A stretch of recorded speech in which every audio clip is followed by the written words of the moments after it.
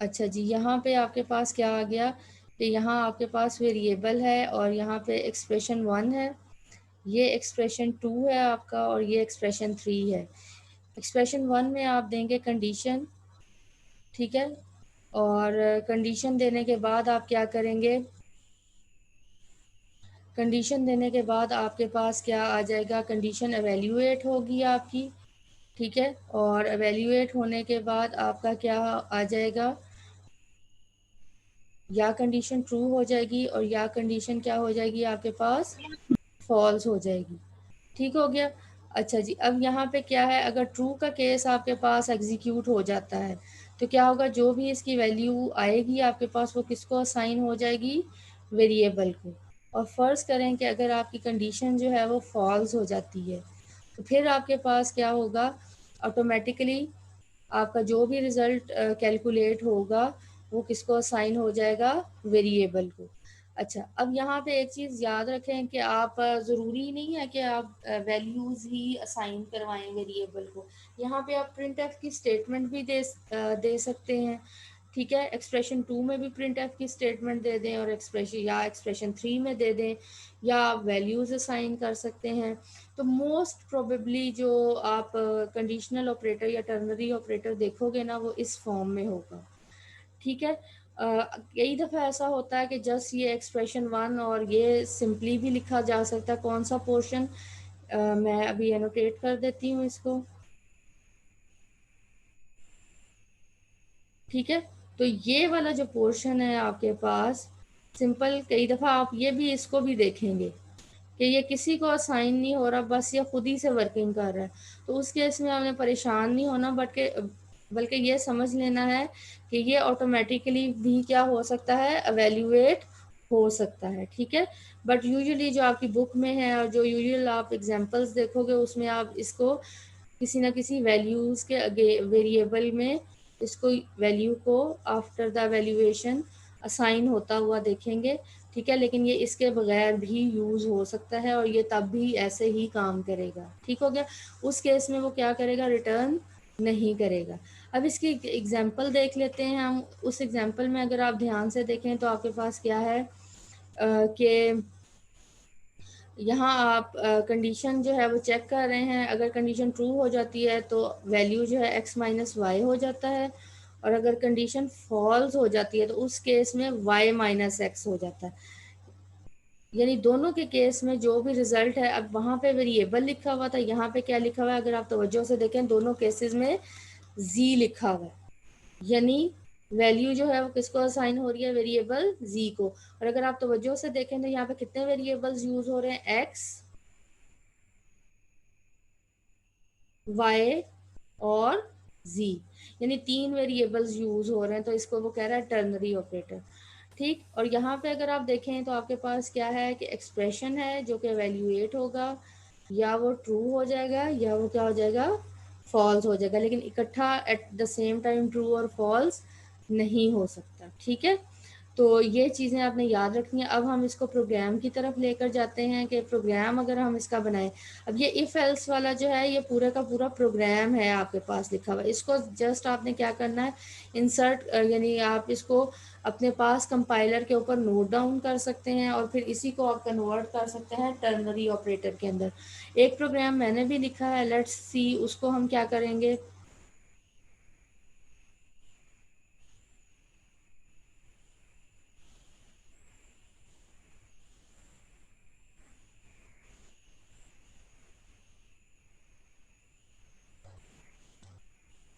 अच्छा जी, उसको हम अब देखते हैं, स्क्रीन शेयर करते हैं। तो यहाँ पे ये प्रोग्राम मैंने लिखा, ठीक है। और मैंने इसको जस्ट क्या कर दिया, आपके पास जो बुक में लिखा हुआ था या आपके पास जो एग्जांपल में लिखा हुआ है वो क्या कर रहा है, वैल्यू सी को असाइन कर रहा है। मैं वैल्यू सी को असाइन नहीं कर रही, मैं सिंपली यहाँ पे क्या कर देती हूँ, एक और सिनेरियो, यानी मैं उसको प्रिंट करवा देती हूँ। तो अब यहाँ पे ज़रा अगर आप तवज्जो से देखें तो देखते हैं कि क्या होता है आपके पास। इसको F11 प्रेस करेंगे कंपाइलर पे, ठीक है, तो आपका रिजल्ट आएगा। देखते हैं क्या होता है, एवेल्यूएट करें इसको खुद से भी, ठीक है। और F11 हमने प्रेस किया, यहाँ पे हमने स्क्रीन शेयर करते हैं, ठीक है, तो अगर आप देखें तो true value of C is 10, यानी आपकी जो कंडीशन थी वो क्या हो गई है, ट्रू हो गई है। ये ट्रू मैंने इसलिए लिखा था कि आपको पता चले कि ये क्या चीज़ जो है वो एवेल्यूएट हुई है। ठीक, अब यहाँ पे देखें फर्दर।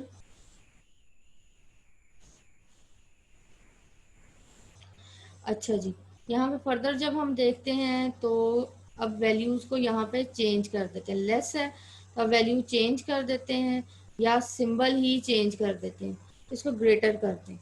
ठीक है, जब ग्रेटर करेंगे तो जाहिर है एल्स वाला पोर्शन जो है आपके सामने एग्जीक्यूट होगा। करके देखते हैं, F11 हमने प्रेस किया तो आपके सामने अगर आप देखेंगे तो आ गई स्क्रीन दोबारा। ये देखें, false value of C is 20। ठीक है, तो आप डायरेक्ट वैल्यूज भी असाइन करवा सकते हैं और आप यहाँ पे प्रिंट की स्टेटमेंट या जो भी एक्शन आप परफॉर्म करवाना चाहते हैं वो करवा सकते हैं। ठीक हो गया। इसके बाद अब आपके पास क्या हुआ है, प्रोग्राम को जो आपके पास कंडीशनल ऑपरेटर है उसी का को चेंज करके देखते हैं। ये इफ एल्स में मैंने वही प्रोग्राम जो है वो थोड़ा सा चेंज किया। अब मैं इसको कमेंट बनाने जा रही हूँ। ठीक है, और अब हम जो है वो एग्जीक्यूट करेंगे जो आपका टर्नरी ऑपरेटर या कंडीशनल ऑपरेटर में क्या रिजल्ट देता है। तो इसको हमने कमेंट बना लिया अपने प्रोग्राम को। ठीक, कमेंट ये मल्टी लाइन कमेंट है तो ये याद रखें कि इसके साथ फॉरवर्ड स्लैश स्टैरिक और एंडिंग पे पहले स्टैरिक आएगा और फिर फॉरवर्ड स्लैश आएगी। ठीक, अब यहाँ पे देखें, अब इस प्रोग्राम को ये देखें वैल्यूज असाइन की। ये जो पोर्शन है इसको आप बोलते हैं डिक्लेरेशन, जिसमें आप वैल्यूज असाइन करते हैं। ठीक हो गया। अब यहाँ पे क्या हो रहा है कि वो कंपैरिजन कर रहा है, कंडीशन हो गई है। ठीक है, उसके बाद क्वेश्चन मार्क, क्वेश्चन मार्क मतलब कि क्या है ये। ठीक, अगर तो ट्रू हो जाता है तो सी को कौन सी वैल्यू दे दो, 10 दे दो। और अगर आपका जो एक्सप्रेशन है या कंडीशन जो है वो फॉल्स हो जाती है तो सी को क्या वैल्यू असाइन कर दो, बी की वैल्यू असाइन कर दो। और उसके बाद इस स्टेटमेंट में वो सिंपली क्या कर रहा है, सी को प्रिंट करवा रहा है। ठीक, अब सी को प्रिंट करवाने से हमारे पास क्या होगा, आपके पास रिजल्ट आ जाएगा कि आपको पता चल जाएगा कि वैल्यू क्या आई है। अब F11 दोबारा प्रेस करें। अच्छा जी, तो F11 जब हमने दोबारा प्रेस किया तो हमारे पास क्या आ गया, ये देखें 10 आ गया, क्योंकि आपने जो यूज़ किया था वो क्या था, a is less than b। तो अब c की क्या वैल्यू आ गई है, c आ गई है। अब इसको थोड़ा सा हम मॉडिफाई करते हैं प्रोग्राम के साथ।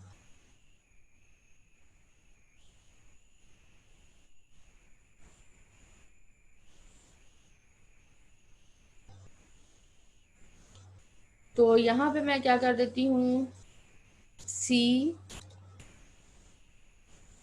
इज इक्वल टू, ठीक है, अब आपको पता चलेगा c की क्या वैल्यू है। ठीक है, और यहाँ पे मैं जो हूँ सिंबल चेंज कर दूँ, ग्रेटर, इसको ग्रेटर कर देती हूँ। ठीक है, एक प्रोग्राम जो भी आप बनाया करें उसके अंदर मल्टीपल ऑप्शंस उसी को चेंज करके देखा करें। दोबारा से F11 प्रेस किया और आप माइंड में अपने साथ कैलकुलेट करते जाएं कि क्या आंसर्स आ रहे हैं। ठीक हो गए। तो अब आपने F11 प्रेस किया दोबारा से और ये देखें आपके पास जो C की वैल्यू वो क्या आ गई, 20 आ गई। यानी कंडीशन क्या हो गई है, फॉल्स हो गई है और C को क्या साइन हो गया था, B। दोबारा से प्रोग्राम की तरफ देखते हैं एक दफ़ा। ये देखें, ट्रू के केस में ए दे दो और फॉल्स के केस में क्या दे दो, बी दे दो। और ट्रू का केस फॉल्स के केस से कैसे सेपरेट हो रहा है, कोलन से, और एंड पे क्या आ रहा है, टर्मिनल, यानी टर्मिनेटर सिंबल आ रहा है। ठीक है, so hopefully it will be clear. उसके बाद अब हम देखते हैं कि हमारे पास क्या है। अच्छा जी, ये आपके पास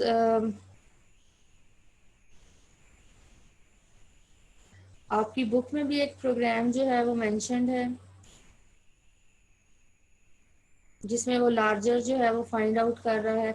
अब यहाँ पे भी देखें कि वो सिंपली क्या कर रहा है, प्रिंट एफ करवा रहा है लार्जर को। अच्छा जी, तो आप इस प्रोग्राम को भी परफॉर्म करके, अब ये लार्जर है तो आप स्मॉलर को भी करवा सकते हैं। अब ऑपरेटर प्रेसिडेंस आपके पास क्या होती है, बेसिकली वो कि किस सीक्वेंस में आपका जो एक्सप्रेशन है वो एवेल्यूएट होगा। तो यूजुअली जो आपने डिमैथ्स जिस तरह पढ़ा था बचपन में, उसी तरह से ये भी है। डिमैथ्स का क्या मतलब कि मैथ्स में पहले डिवीजन होती है, फिर मल्टीप्लिकेशन होती है, फिर एडिशन, और फिर क्या है, सब्ट्रैक्शन है। इसी तरह जो आपने बहुत सारे ऑपरेटर्स पढ़े हैं, यूनरी, बाइनरी और टर्नरी जो ऑपरेटर्स पढ़े हैं, वो किस सीक्वेंस में एग्जीक्यूट होंगे। अगर वो किसी एक्सप्रेशन में आ जाते हैं तो उनका सीक्वेंस ऑफ एग्जीक्यूशन क्या होगा, and this is very very important.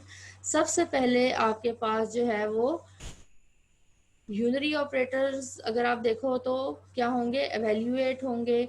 उसके बाद ये आपके अरिथमेटिक है, ठीक है। अरिथमेटिक में भी कौन सा, मल्टीप्लिकेशन, और ये आपके पास क्या आ गया, डिवीजन, और उसके बाद ये आपके पास रिमाइंडर, प्लस माइनस बाद में। इसके बाद आपके पास जो रिलेशनल ऑपरेटर्स हैं वो एग्जीक्यूट होते हैं। फिर आपके पास इक्वलिटी एंड नॉन इक्वलिटी।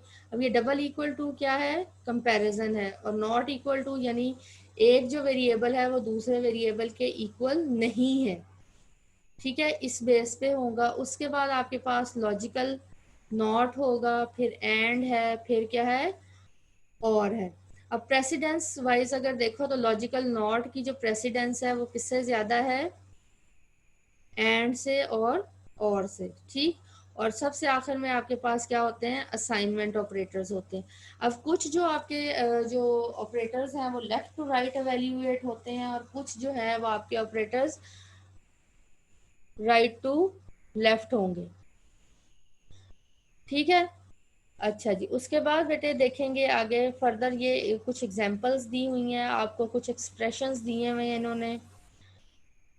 अब उन एक्सप्रेशंस में जो है आपके पास क्या होता है कि आपने खुद से जो है ड्राई रन करना है। ड्राई रन का क्या मतलब है, पहले भी एक्सप्लेन किया है मैंने। ड्राई एग्जीक्यूट जब आप कंपाइलर पे करते हैं तो वो तो एग्जीक्यूशन हो गई, लेकिन जब आप वैल्यूज पेपर पे पुट करके रिजल्ट निकालते हैं तो उसको क्या कहते हैं, ड्राई रन, ठीक है। सो ये आपके कुछ एक्सप्रेशंस आपकी एक्सरसाइज में भी दिए हुए हैं, तो आप इनको एवेल्यूएट करके इनके रिजल्ट्स जो हैं वो निकालेंगे, and they are very very important.